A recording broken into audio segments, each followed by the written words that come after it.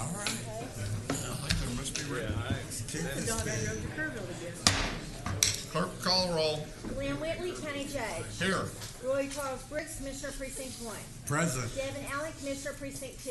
Here. Gary Fickus, Commissioner Precinct 3. Here. J.D. Johnson, Commissioner Precinct 4. Here. Constitution quorum. Thank you. Our invitation today will be delivered by Assistant Pastor Jordan Houston from Grace Temple, Fort Worth. Thank you so much for coming out today. After the invitation, please remain standing for our pledges. Let us pray. Dear gracious Heavenly Father, God, we thank you so much for your grace and your mercy. God, we thank you so much for gathering each and every single one of us here today. And God, we thank you for blessing this beautiful county, Tarrant County. God, we pray as we're gathered here today that you will give us each insight, wisdom, and discernment. We ask all these things in your name. Amen. Amen.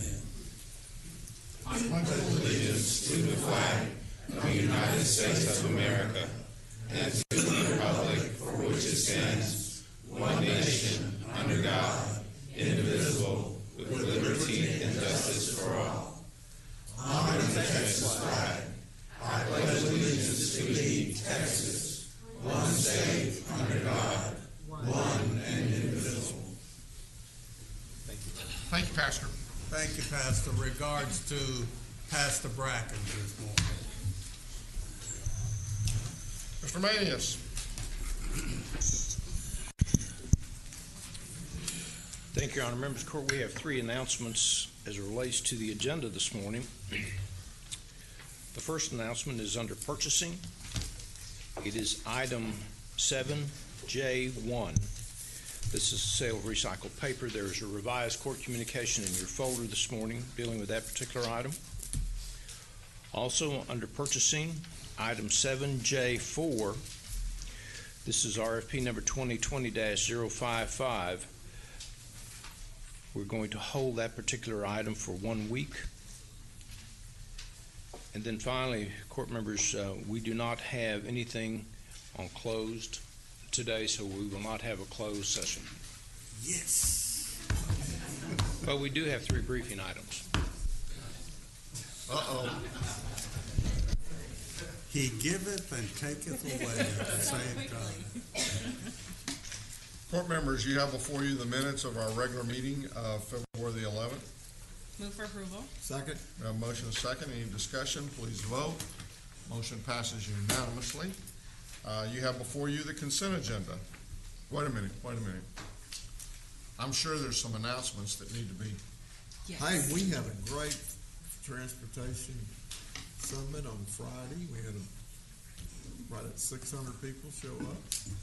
And I want to thank Commissioner Allen and Judge Whitley for attending. And we had a great turnout. Great show. We had a great Healthy Lives Matter prostate cancer and screening event.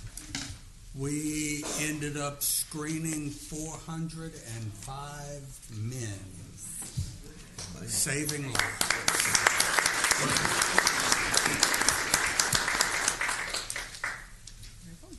Go ahead, Rook. All right. Well, this Thursday, February 20th, we are having our open house in Mansfield. So, of course, that is open to anyone who'd like to stop by and say hello. It's a come and go event, and we will be collecting toiletries for the Tarrant County College Southeast Campus Pantry. What are the hours of that?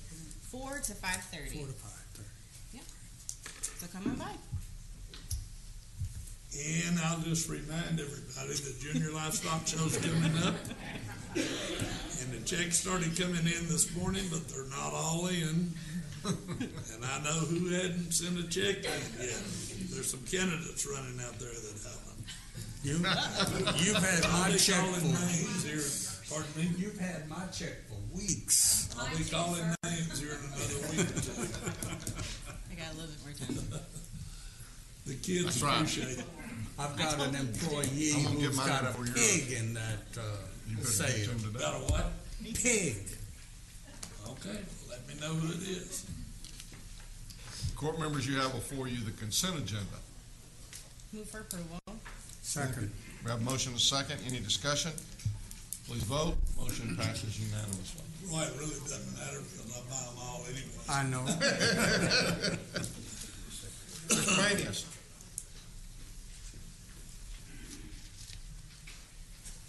Court, before we go into the administrator's agenda, I want to introduce two new people on my staff. And one is Regina Calderon. Regina is our digital media manager. And some people think the social person in the office. Good morning, Regina. Welcome to the family. County. The second one is Mike Laughlin. Mike is our new criminal justice manager. Les is retired, and Mike has come over from Dallas County. He's finally seen the light, anyway, we think we have two outstanding people joining our staff. Welcome, Mike. And I believe that the tax assessor collector has a comment, a recognition.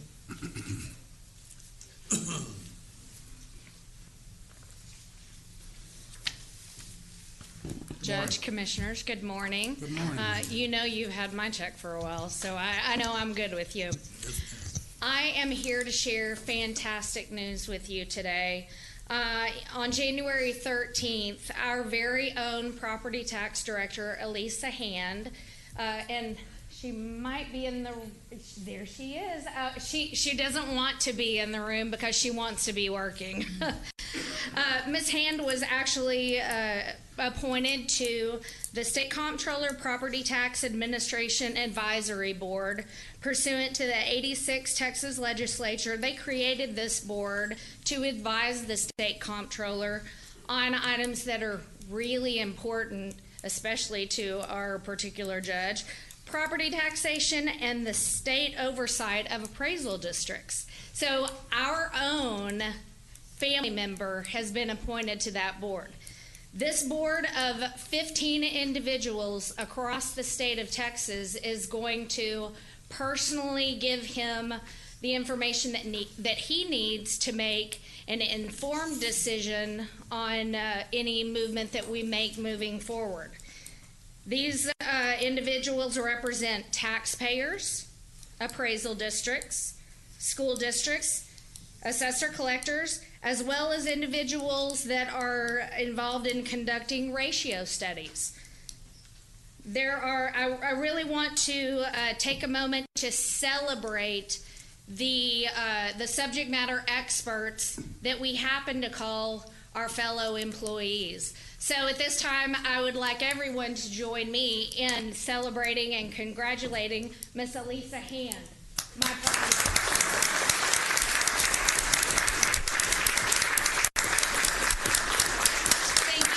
This time, I appreciate it. And I'd love to talk. I might have an opinion on a couple of things. Well done, Elisa. Okay, so back to the administrator section. Members of the Court, we have three additional items to bring to you today. The first one, I want to introduce someone, and she's been our new law librarian, director of the library, Kara Sitton. Kara, would you come up, please? And she's going to present item number one, which is new policies, or actually policies for the law library that we've never had before. And Kara's done an excellent job for us. And you know, this is a position that you don't really ever get to see this person over here on this side of the street, but she does an excellent job. So, Kara. Good morning. Good morning. So we are requesting approval for written policies for the Delta Hay Law Library. These have never existed before, so there's no amendments. It would just be an original document. Move approval. Second. We have a motion and a second. Any discussion? I just have a quick question. Sure. Under section 5 with the fees and payment, Yes. particularly with the debit and credit card fees, it says that there is a processing fee. Yes. How much is that? It's 2.35% with a minimum of $1. It's through certified payments currently. That was it. Thank you. You're welcome. These look very good. Thank you very much. Thank you. Please vote. Motion passes unanimously.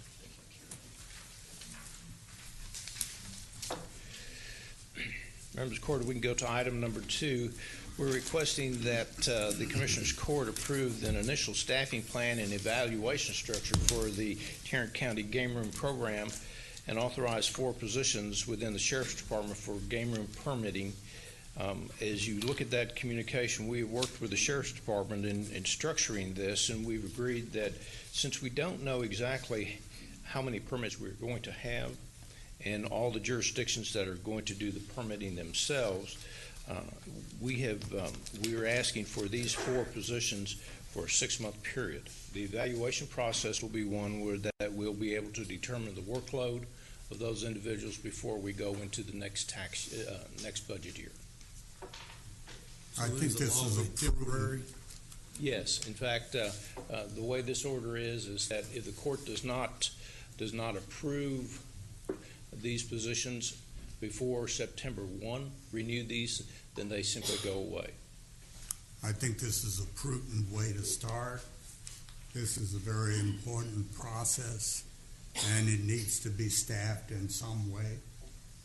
This will give us a chance to kick the tires and make sure that we have the proper staffing level. I move approval. I'll second. Boy, I brought a card back from College Station to give you that a lady gave me in the hall that has been working, I think, with you on this gaming business, but I've misplaced the card. But anyway, she was very complimentary of your inquiry. Please vote. Motion passes unanimously. Finally, members of the court, on item number 3, this deals with the game room issue also. We're requesting that the court approve an interlocal agreement between Tarrant County and the cities of Everman and Forest Hill for the regulation of game rooms operating within its municipalities. Cities are beginning to step up and claim this responsibility. Yes, I congratulate them, and I move approval. These are Precinct 1 cities, incidentally. Second. We have a motion and a second. Any discussion? Please vote. Motion passes unanimously. Thank you, Your Honor. Thank you. Ms. Tidwell?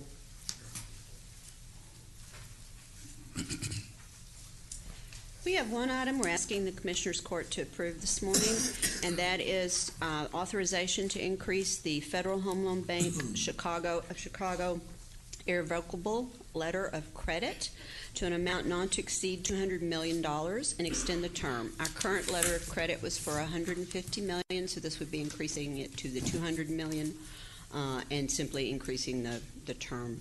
This is for our collateral for our bank deposits. Move for approval. Second.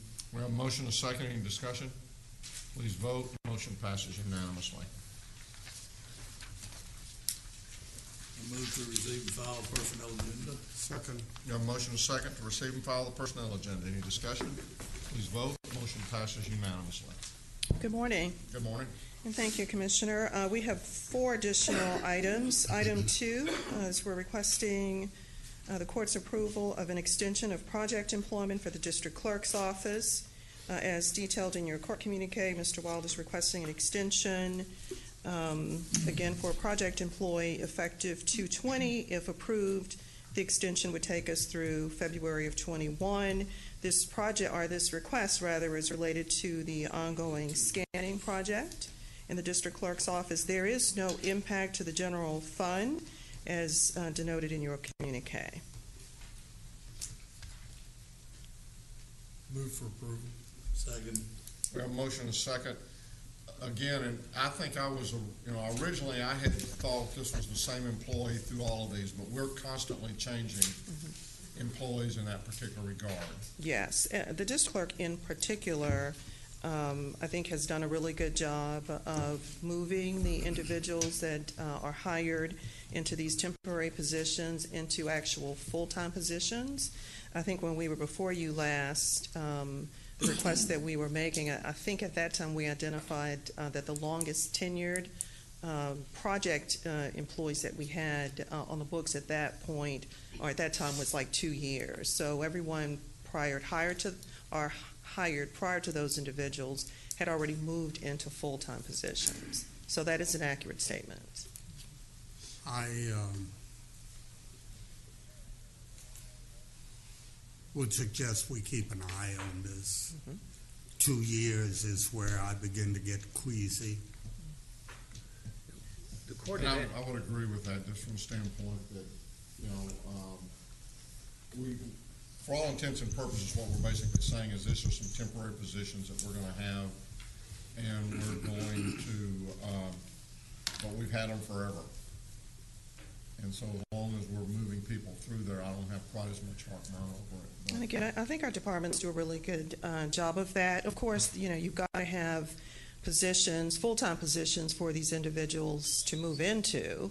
And so our larger departments, the district clerk, county clerk, again, you know, they have the bandwidth, and they typically do move those individuals. And I hear a bird or something chirping. But they do a really good job of moving those project temps into full-time positions. Any other questions? Please vote. Motion passes unanimously. So our next item is item 3. We're asking the court to approve a waiver of terminal benefits for the Criminal District Attorney's Office. Ms. Wilson is requesting a waiver of 400 vacation hours effective March 2nd. Details are outlined in your communique. There will be a net cost to the general fund of approximately $14,272 and some change. Move approval. Second. We have a motion and a second. Any discussion? Please vote. Motion passes unanimously. Item 4 also is a waiver, a request for a waiver, this time for public health. Dr. Taneja is requesting a waiver effective March 9th. This is related to Ann Sawyer Caldwell's position being vacated after her departure from the county. Specifically, Dr. Taneja is requesting a waiver of 181 vacation hours. He has identified a replacement, and so we're looking at net savings actually to the public health fund of around $23,000. Move approval. Second. We have a motion and a second. Any discussion? Please vote. Motion passes unanimously. And our final item is item 5. We're asking the court to change the table of organization for the county clerk's office. Ms. Nicholson is requesting the addition of 2 project positions effective February 19th. These individuals, once hired, will help her address filing and document processing backlogs. There is no impact to the general fund. I've spoken with Ms. Nicholson, and she too is in agreement with the court. Her intention is to move these folks in and out of that position, or those positions. Move approval. Second. We have a motion and a second. Any discussion? Please vote. Motion passes unanimously. Thank you. Thank you. Rachel.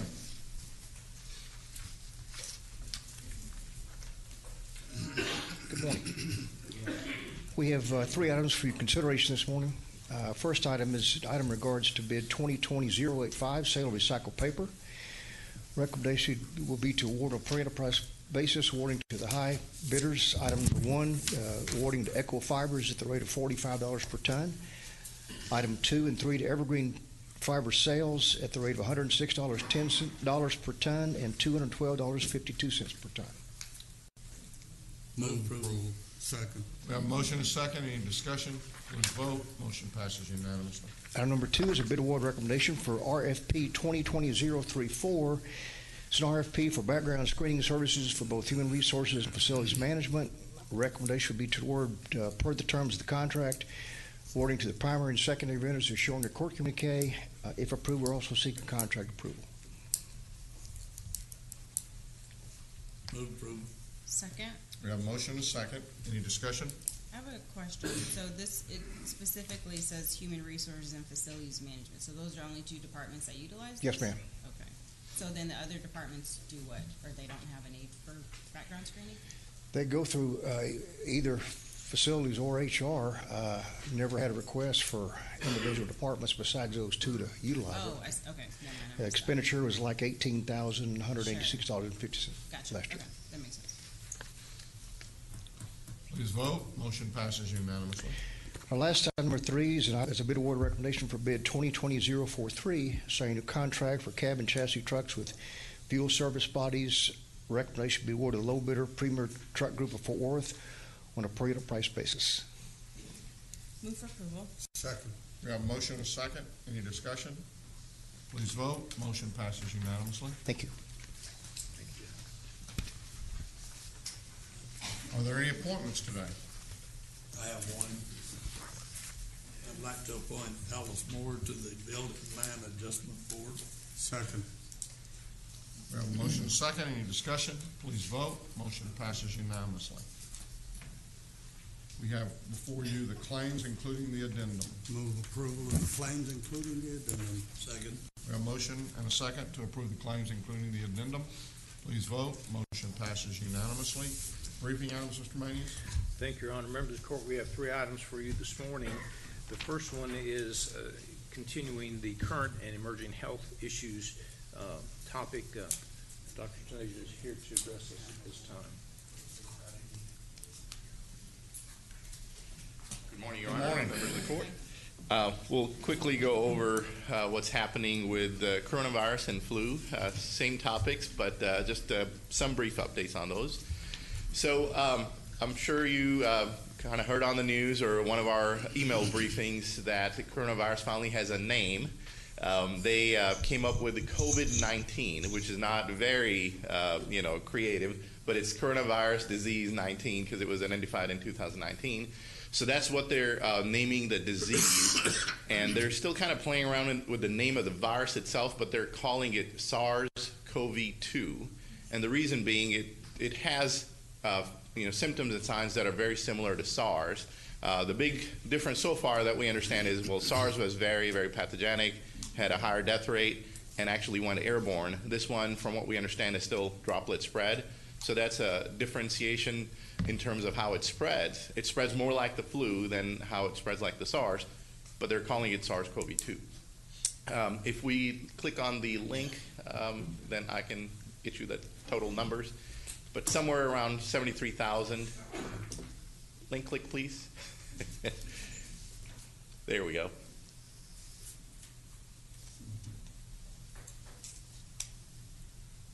So total number of cases in China mostly are about 73,337. I think out of those 72,439 are in mainland China.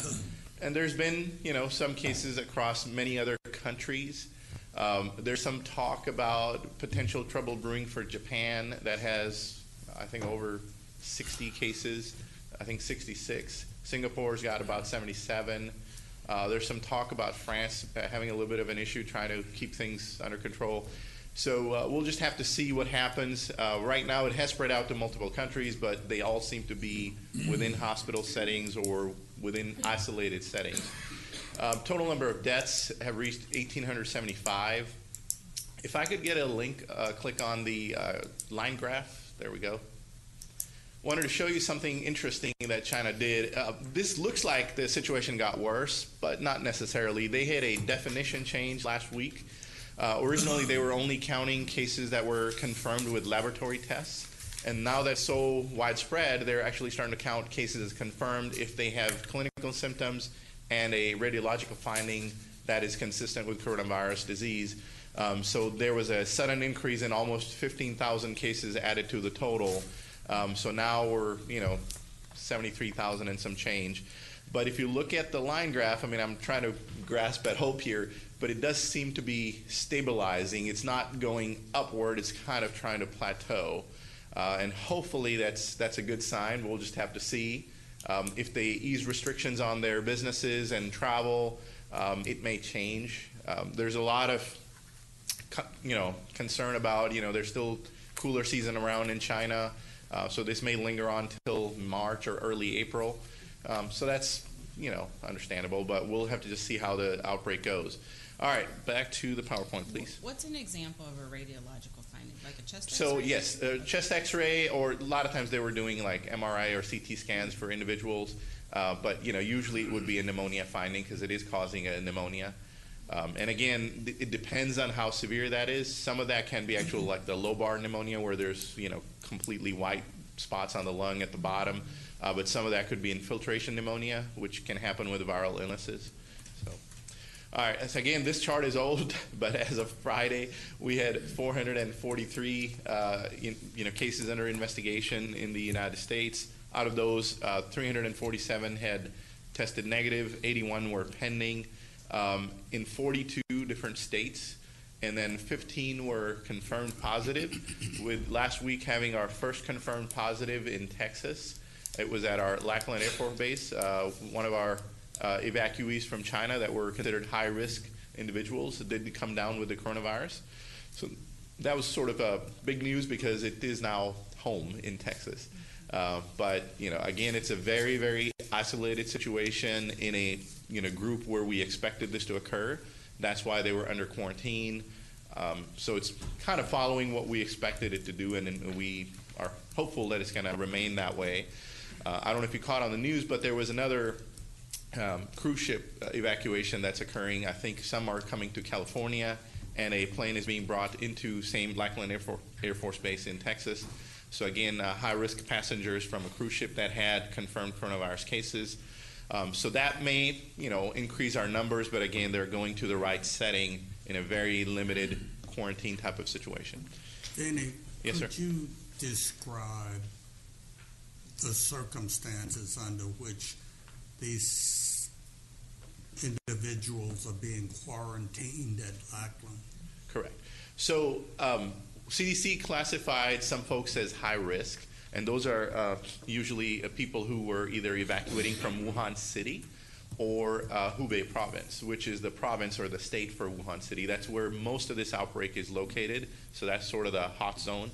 And these were arranged by the State Department, and so they were direct flights into U.S. quarantine facilities. And mostly, Are they biocontainment units?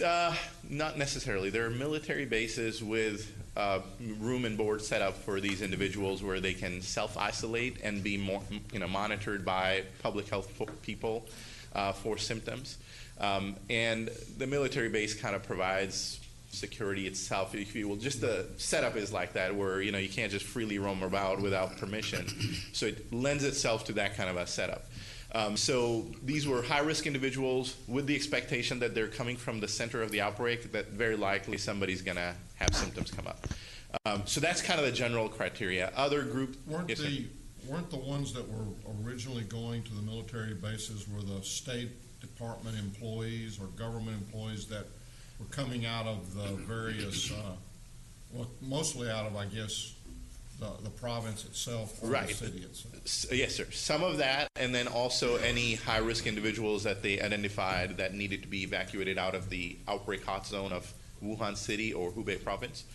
So those were the folks that were, brought on a State Department-sponsored flight Right. onto these bases. And they were flown straight to the bases. Correct. And then the second high-risk category is healthcare workers who've been working in China as a healthcare worker. If they're evacuating back to the U.S., then they are also classified as high risk. And now I would add the third would be the evacuees from cruise ships that have had confirmed cases of coronavirus on the cruise ship. They're in a very close setting, so they are being evacuated to these bases as well.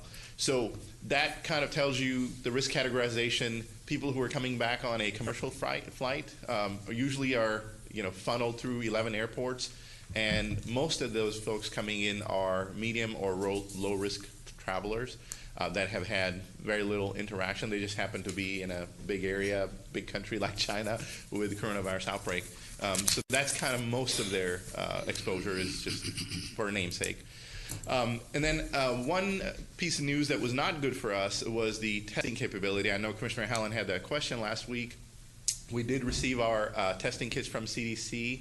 But right after receiving the testing kits, CDC made an announcement that a lot of places reported that a component of the testing kit was not working as expected. So they're remanufacturing it, and that's going to cause some delays and then ship out that component. So at this point, it's an unknown when we can bring testing capability online. The remainder of the components of the kit we're preparing and testing and getting ready. But when this final component arrives, it might still mean we have at least a week of preparation time that we need to get the testing capability locally. So rest of that remains the same. Coronavirus hotline is active. We're not getting a whole lot of calls, which is okay. That means, we're fine. People are not as worried as we think. And then the Department Operations Center is active in monitoring status, so we're doing what the public health folks are supposed to be doing. With that, if there's no more questions on coronavirus, I'll quickly jump into the flu. Okay. All right. So situational awareness on the flu, that is still peaking. Timely mid-February peak. We're seeing that right now in most of our U.S. states. I mean, as you can see, the map is completely red, barring 4 or 5 states. So it's widespread, high-level activity across the United States. And these are like your weekly influenza-like illness picture graphs that we show. Left is the U.S. Graph with the triangles. It's still making another peak. Texas is doing the same thing. Tarrant County, a little flat line. It's not as bad. So that's good news for us that we're not seeing that here. But nationally, it's peaking.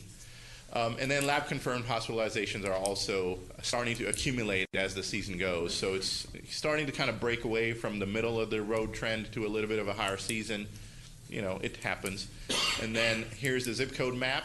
Again, not much has changed. Just the colors move around, but different zip codes are getting impacted with the flu.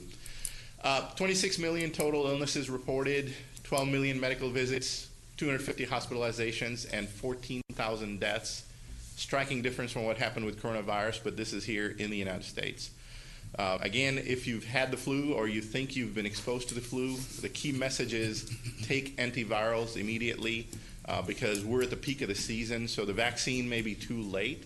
You can still take it, but you would want to take the antivirals if you think you've been exposed in a workplace setting or at home. Make sure you take antivirals, and if you have the flu, certainly take antivirals. So with that, I will end with option for any questions. Any questions? Thank you. Thanks, Benny. Thanks, Penny. Appreciate it, Vinny. Members of the court, if we can go to item B, this is revisions in the medical leave section of our civil service rules. Ms. Worthy is here to address the court at this time. Good morning. Good morning. Good morning.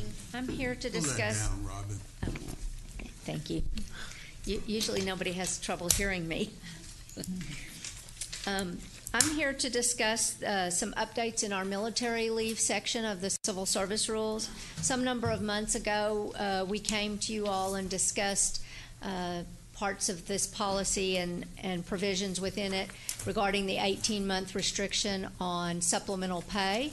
And after that time, we started going through the whole policy and decided as long as we were updating those sections, we might as well clean up and reword and kind of make things a little more concise without doing changes to the processes. We are recommending in this briefing, which will come back to you for approval next week, if you so wish, a couple of changes.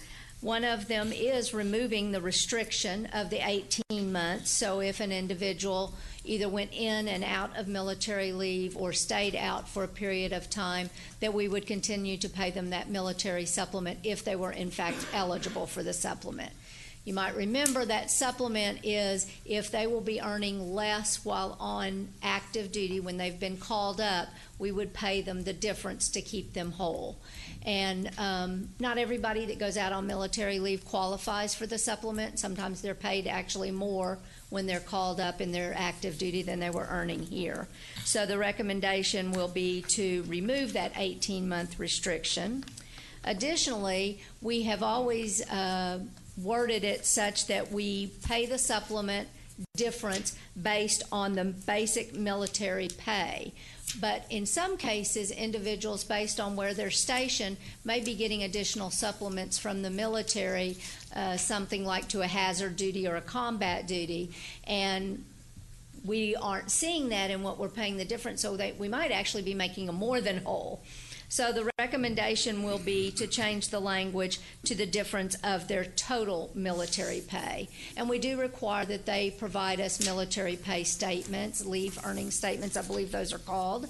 And we require that those are provided to us so we know what those differences are. Those are the two major changes. We have also added a definition of return to work because we had encountered some issues where people were released from active duty and said they were coming back, but they didn't. They wanted to use vacation. They wanted to burn out vacation. And so we have changed that definition within this policy that an individual has to physically return to work in order to begin considered having getting those benefits of return to work. I'm happy to answer questions. Most of the other changes were, as I said, cleanup, but I'm happy to answer any questions you might have. I have a question under the compensation portion where it says that the change from 3 weeks to read 120 hours. Why is that distinction important? Well, I think we did that just so that if you had an individual that might have worked an alternative schedule or that kind of thing, we just wanted it in hours. In a similar fashion that we say a holiday is worth 8 hours, even if you're not working an 8-hour schedule. It was just to make it a little more concise. Any reason not to go ahead and vote on this today? We would prefer we could just do it next week since we could agendize it in the action section. Okay. Thanks, Robin. Thank you. Oh, Robin, I have one more question. I'm sorry. Too late. Once you start. So the version I have has some color coding, it looks like, and I don't know if that was just printing on our end or what. Can I show it to you? I didn't know if this meant anything. It's probably the changes that are highlighted. Okay. Yes. Okay. That's all that is. Okay. We're trying to also put it in, redo some of the sectioning and making that, again, a little easier on the eyes, and I was highlighting those so we could match them to that change okay. column. I see. Okay, great. Thank you. You're welcome. Because you're special, man, didn't say.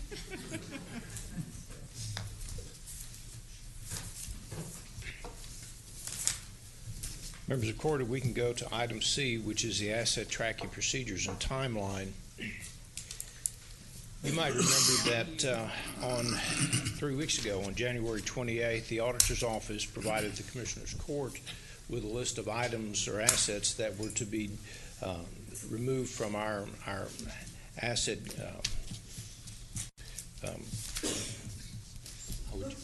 books and records. Thank you. And there was some discussion at that time talking about a timeline that the court would like to see. I would like to make a comment about that list that we saw on the 28th.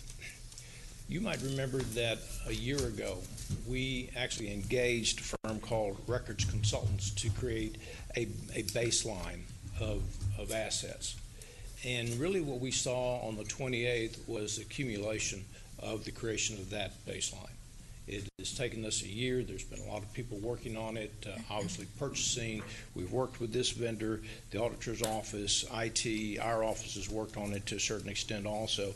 So that's really what that presentation and vote was on January 28th. It was to establish that baseline for our assets in our inventory.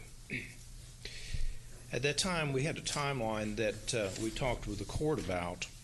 And there were some questions that were asked about the timeline, and both purchasing and audit provided some information as related to that. You might recall that one of the timelines was January 31st, and there was a question, is that a fiscal year, is that a calendar year? Actually, what that is it's a date that the purchasing department has created that counts assets as of that time. It's a place mark. And those assets that we're now going to be doing are assets that are capitalized assets. In other words, as of that date, an invoice has been sent to the purchasing agent and to the auditor's office, and that asset is then capitalized. So what you see, and really the most important date, the one that's established by statute, is July 1st. That's when all the information, purchasing has to provide that information to the auditor's office. So the timeline that we've created, and this timeline is a product of the auditor's office, purchasing office, the IT department, and our office, and it establishes when the reports will be generated, when the cutoff date is, when the departments are going to receive their reports, when the departments themselves have to report back to purchasing, and it also gives the purchasing department and eventually the auditor's office a timeline in which they can determine if there's any assets that might have been missed or we can't locate, We think that with this timeline and cleaning up our inventory, so we do have this baseline, that we'll be able to do this more quickly, and therefore basically meet all of these deadlines. Couple of things. One of the things that we are going to do, and we're working with ITD on this, is that we're moving our data and our inventory lists over to SAP. And we still have a little bit to do yet to get that worked out, but we believe that it'll be much more efficient. It's something that the auditor's office has requested, and I believe that we're moving forward in that manner. So those are the dates. That's the process, and we'll be here to try to answer any questions that you may have. I guess my main thing is, again, we've got a baseline, and we're doing that through SAP. And as I understand it right now, SAP is not, we don't have a process that is up and working on transferring things out of the different offices and inside of SAP. I believe that we're at the process. We will have that. It's not currently exist in SAP, but it's not as if we're starting just to develop that process. Right. We're fine-tuning. So we should be fairly close to having that done. That's my understanding.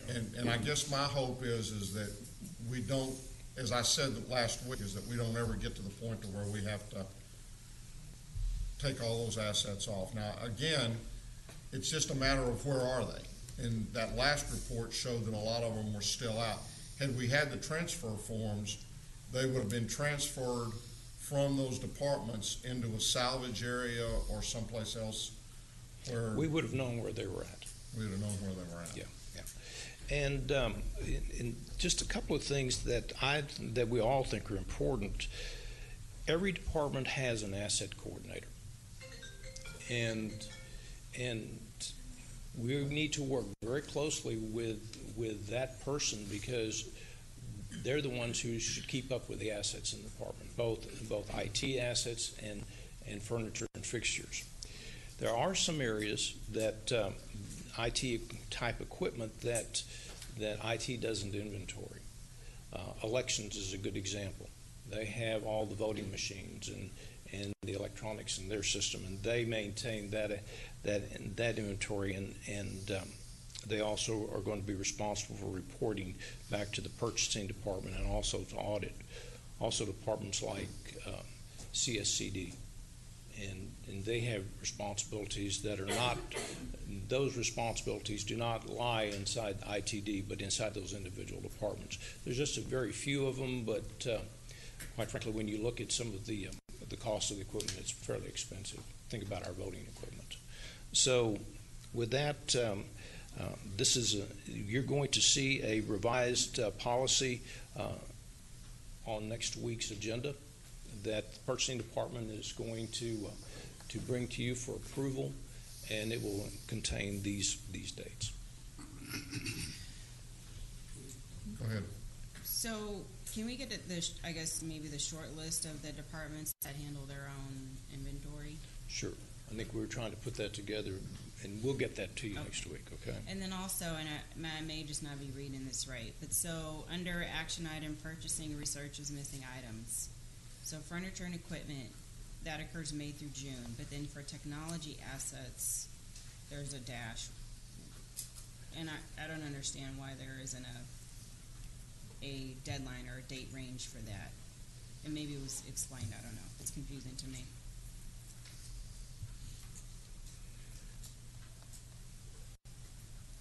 Well, we'll do our own inventories on the IT equipment. Okay, that's right. And so we'll work with the asset coordinators, but we have I believe about 12,000 pieces of equipment in IT that we monitor or that we inventory. About 6,000, 7,000. We have a mechanism now where we don't have to visually see that thing. We can do the inventory electronically, and so, but the others will put believe, 26 people from IT out into the field inventorying all of that stuff. I see that's further up. Okay. Yeah, we have a tremendous amount of equipment that the county owns that we inventory every year. So this process should be in place, should be ongoing right now, That's correct. and we should be receiving, well, we haven't delivered have we delivered all the reports to the departments now? I don't Or know. have we generated the reports, excuse me? That'll probably be a question for purchasing and IT. I know that we're working on it. I don't know if they've been given to the departments or not. We'll have an answer for you next week, though. Okay, because that's the 15th, Yeah. we're past both of those dates, so I'd just like to see how we're doing as far as this goes. And I want to go back to the question that Commissioner Allen asked, is it says purchasing, should it say purchasing and/or IT? Because as far as missing items go, we just have a dash over under our technology assets. We don't have a date. So, I mean, I don't, Well, so when you see, like it says, purchasing researches missing items, they don't research the missing items in technology. okay, so, That's furniture and equipment. but that's my question, who does? That'll be IT will be doing IT. that, but on an ongoing basis. They're not gonna be doing their inventory at a specific point in time exactly, the way purchasing is. And so I would assume the dash is there, I didn't provide the list, but Laura and I worked on it, is because it's ongoing. Well, but if it's ongoing, then how do we determine, so then should we ask that every time something shows up missing, we want to report about it? Well, that would be your discretion. So, the process, as far as the list that's provided to the auditor, the purpose of the auditor's reconciliation is to confirm that the items on the books are included in the inventory. And so, yes, purchasing and IT should be identifying what they have and what they don't have, but ultimately, the final reconciliation always falls back on the auditor's office to reconcile to the books and records. If you want a regular report from IT, you could certainly ask for that. I mean, here's the deal, we're gonna either do this ongoing, or we're gonna do it once a year. And, you know, it's, This is a we can continuous. spread the pain out, or we can have it all Well, at this one is, time. and if we use the January 31st date, you know, we have to have some marker in the ground. So we can do this on a continuous basis, but what we're trying to do is to be able to identify all the assets, and if we can't find them, then we have to go look for them, but the key is to get that report over to the auditor's office by July 1st. Well, and I understand that, and that's why I think we've picked a date. We said the date is gonna be January 31st. So instead of saying that IT is gonna be ongoing, it ought to be the same thing. As of January 31st, what assets are missing? But I don't think, and I'm not accused, but I don't think the plan is actually for IT inventory in a physical way, or even with the sheets. They have the electronic mechanism to determine if an asset's been connected to the network. There's a variety of approaches that they're going to use due to the magnitude of the quantity of IT assets. And so I think that it's not just that many. They were working on it, I'm for certain, and should be working on it in that May through June timeline. But I do think that some of their work is going to be done at different points and then brought forward to January 31st. The concept to me would be the same as the physical inventory versus cycle counts. And cycle counts work great for large companies to go out and periodically count pieces of their inventory, because they can't count the whole inventory. As long as their inventory records, their bookkeeping, they can match it up at a given point in time. And again, I'm not speaking for the person who's going to be doing this as him. I'm just saying that's my understanding of where we are. I think that point in time is the point here. We Well, need to and- be able to snapshot it as of a certain date. And I agree with that, but we're doing everything from January 3rd, we're delivering reports out to everybody. So the discussion of we've got too many things to look at because we got 22,000, that don't float. I'm sorry. You're passing out reports. A report will come to my office, a report will go to everybody else's office. We're gonna validate whether or not we got the stuff that's on that report. If we don't, and we turn those reports back in, then from that, there's gonna be a list of missing assets. And I don't wanna wait. I want the same day. May through June, whatever it is, I wanna know what's missing for that, from the last January 31st. And, you know, we probably got more chairs than we got, we're not inventorying chairs anymore. But we got more chairs than we probably got computer pieces of equipment. So We have just more give me chairs, my we're list. just not capitalizing the chairs. I understand that, but we're doing both of these as of January 31st. If that's the point in time, then reconcile to that point in time and give me a list of whatever we're missing as of January 31st. And I guess it looks to me like we're gonna get that report by the last week of June. The only thing that's missing is who's gonna, Actually, who's researching the missing items. Yeah, actually, you're going to be getting that report, the full reconciliation in October. For example, let's use the administrator's office. Just a second, I wanna go back to that. Purchasing compiles report last week of June, and that's under both columns.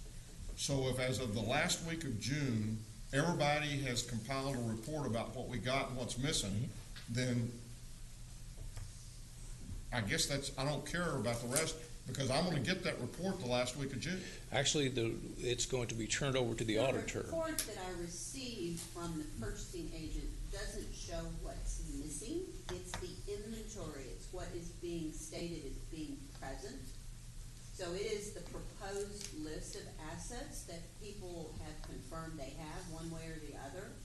And the missing either is done at the time of the preparation in the department, as you say, IT or purchasing, or again, when the auditor finally reconciles it. But the report that's submitted doesn't actually address any items that are missing at that time. It's just an inventory. So then that double, I'm sorry, did you have more questions on that? No, go right ahead, because I'm frustrated right now. So that double asterisk assumes list of missing items is manageable. Help me understand the assumption that we're working off of there. I'm sorry, ma'am, what's that again? The double asterisks for the county auditor reconciles and validates report with departments concerning lost items. Basically, what it means is that the auditor's office has August and September or July, August, and September to go ahead, and if there's any items that are missing off that inventory list, to reconcile that and bring it to the Commissioner's Court. I think I'd like to say to the court that when we purchase an asset, because we use SAP, there is a process in it that you can't buy an asset through a purchase requisition without it going into what's called an asset shell and getting put on the asset list. So the items go in as long as we have an appropriate focus and an effort to determine what's not available that's on that list, going back to all of your questions, no matter when we do it or how we do it. But at some point, we have to know where those assets are. In the past, when the inventory wasn't being taken, the list was being generated out of SAP and basically given back to the auditor's office. So therefore, there really wasn't any reconciliation for a couple of years because they were simply giving me back what they'd gotten out of SAP. If we do a better job with our tracking of those assets, using the tracking sheets, the transfer sheets, and the accountability of those sheets, and people are more aware of the responsibility and will be asked for what happened to these assets, then the process is a really large process because of the quantity and the dispersion of departments and whatnot at the county. But it is something that we can do a good job doing. Again, when those asset lists come out and when IT is using whether or not something's connected to the network, yes, someone has to get up out of their chair at the time that it's not on the network and physically go find that asset. And that was what was not being done. And so if someone goes out and finds that asset, it should be there on the list If it's on the list, though, we should know that it's actually there and vice versa. And the problem was the list was just being submitted. And so what we're saying is from August through September, assuming that the list of missing items is manageable, then it would go with the same time frame. But in part of reconciling it would be that tracking of, well, where is the asset? Well, when we get the list on July first, in theory, then we're gonna match that back to what's in SAP. And that's why it says August through September. It took much longer this year. We didn't bring it to court till January because the list was so large. But if it's a doable process, once we receive the list from purchasing, as we close out our year end as of September 30th, we're certainly gonna want to identify those assets that are no longer being used and remove those from the books. And so that's the timeline for the, after we receive the inventory. My hope is that once a year, I get a list of assets I'm supposed to have in my office. And if I don't, then I've got to explain why something's missing. And so some of the response, and so that just says, and I'm hoping to say to all departments, if something leaves your office, you better have signed a transfer sheet that shows you let that asset go and that somebody else took responsibility for it. And when it leaves, I guess it can go one of three places. It can go to somebody else's office. It can go to a place of where we still have this asset, it's still usable, it's just not being used right now. And then the final one is this thing is so old that it ain't worth using, and it's salvage, and it goes into the area where everybody will start picking pieces off of it. And then eventually, that will be, or eventually that will go to auction. But it's gonna go in one of those 3 or 4 categories. But I'm gonna be responsible, and you just watch, I'll be the one that has a missing item show up this next time. But I'm gonna get that sheet once a year, and I'm gonna be responsible for everything that's on there. And so I'd kinda like to see the baseline, and maybe I've got that in my office right now, or I'm gonna have that in my office fairly soon, according to this timeline here. And since this will be the first one we've gotten, I think, for a while, maybe I can complain, or maybe I can reasonably reconcile any differences. But that's what I want to accomplish every year, and it, I'm sorry, but if I've got all the department heads and all the electeds, and you go to your departments and you break it down and you just basically say to your people, if something goes out of this office, you better have a transfer sheet that says you let go of it so that you're not going to be held responsible for it next year. Your Honor, each department should have an asset coordinator, and that's their responsibility. I got one. The only thing I have to say to that is there's a lot of assets that move around that the larger departments are responsible for, whether that be facilities or IT. And those people also have to have that same mindset, because there are instances where assets are removed that are not subject to the department head's discretion. So I appreciate the court's desire that we be much more accountable in this manner, and I would encourage the larger departments to keep that in mind as well. That when facilities trade something in, or IT trades something in, and those are just 2, that they keep in mind that they need to make sure their paperwork is documented. Because part of our discrepancy was related to trade-in and other things that they were Don't not disagree keeping at up all. with their own assets. And unless we do this on a regular basis and hold people accountable, then there's no reason for anybody to worry about something disappearing or not disappearing. So that's why I'm gonna at least try to make sure that we get that list and do it.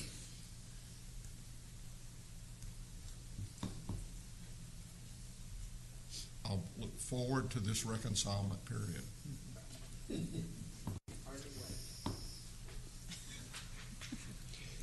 That's all we have today, Your Honor. Thank you, GK. We're adjourned.